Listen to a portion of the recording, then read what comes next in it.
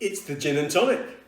Now, not strictly a cocktail, but a gin and tonic is a mixed drink. We are mixing ingredients. And as with all mixed drinks, you can do it well or you can do it badly. What we're going to do for you now is make a signature Worthing gin and tonic, and I'm going to show you how to make the best version of a gin and tonic that you can. Also, I'm going to give you some ideas for some other little additions that you could add to the drink that can make quite a difference to the whole gin and tonic experience. So we're going to start with our glass. Obviously got my Worthing gin brandy glass now, and you know, for many years we only ever used to serve gin and tonics in straight glasses, in highballs or slim gins, you know, 10, 12 ounce glasses.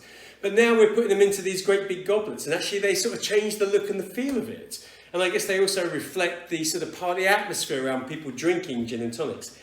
Rule number one, the first thing you need in this glass is ice, and you need lots of ice. The more ice you have, the more it keeps the drink cold and the slower it dilutes it. If you only have 2 or 3 pieces of ice in there, that ice will melt really quickly. You end up with much more water in the drink at the end, ruining the whole experience. So lots of ice. So let's get this stacked up.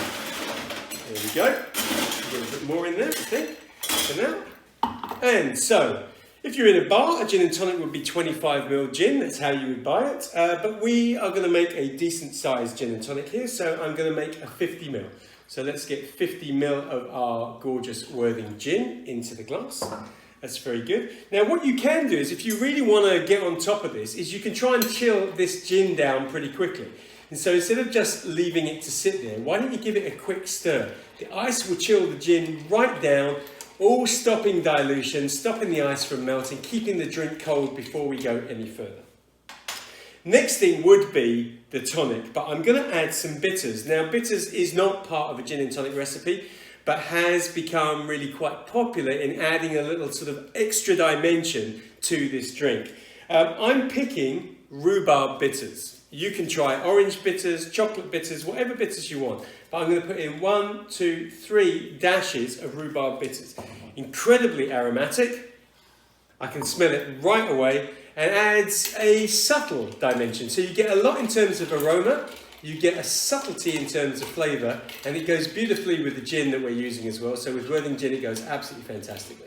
All right, now we are going to add our tonic. So tonic should be poured in nice and steadily and slowly. By the way, don't serve a drink like that, whether it's for your friends or you're a professional in the bar.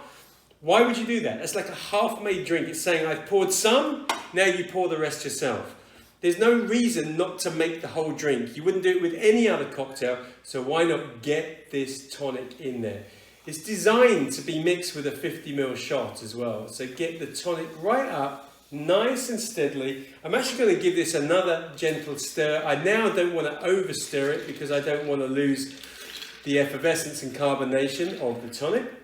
But I do want the drink to blend. And then finally, I'm going to take a little wedge of lime.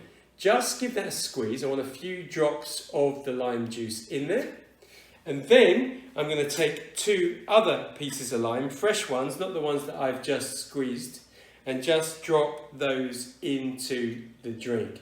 And there we have, very simply, a perfectly made Worthing gin and tonic. Cheers.